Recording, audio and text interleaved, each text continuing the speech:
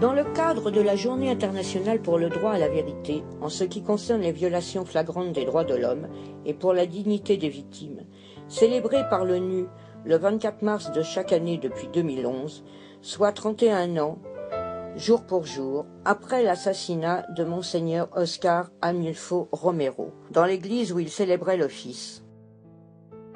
La radio des Sans-Voix a souhaité aujourd'hui rendre hommage à cet ardent défenseur des droits de l'homme.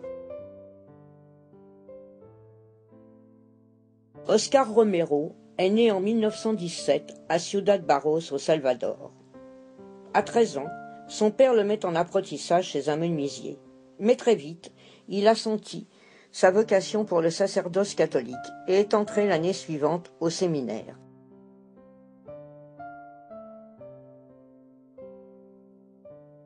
Il a étudié au Salvador et à Rome et a été ordonné prêtre en 1942.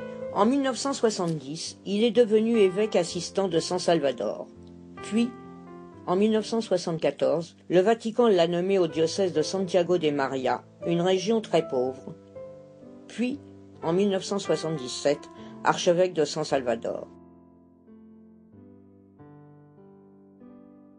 C'est lors de son passage à Santiago de María, où il a été le témoin direct des souffrances des pauvres, que Romero a utilisé l'autorité morale de son poste d'archevêque pour parler au nom de ceux qui ne pouvaient pas le faire eux-mêmes.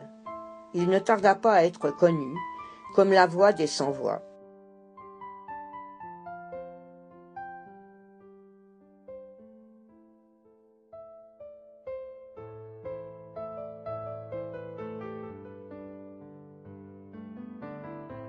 La campagne de Romero pour les droits de l'homme lui a valu de nombreux admirateurs nationaux et internationaux, ainsi qu'une nomination au prix Nobel de la paix. Néanmoins, il s'était fait également de nombreux ennemis.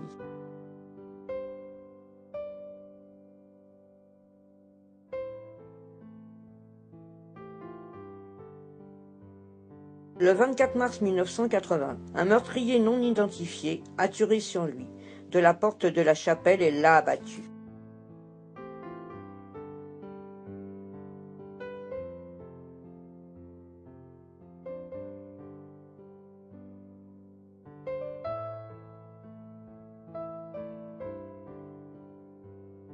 En sa mémoire, le prix Oscar Romero a été créé en 1986. Pour s'être fréquemment opposé à la dictature militaire au Salvador et avoir dénoncé les massacres, les assassinats, la torture et autres atteintes aux droits de l'homme. Pour la deuxième fois, le prix Oscar Romero a été attribué à des défenseurs algériens des droits de l'homme. Après Salima Galazi et Ali Yahya Abdelnour en 1997, c'est à notre porte-parole et directrice Nacera Dutour, qui a été récompensée en 2011 pour le travail mené depuis 1997 pour la vérité et la justice.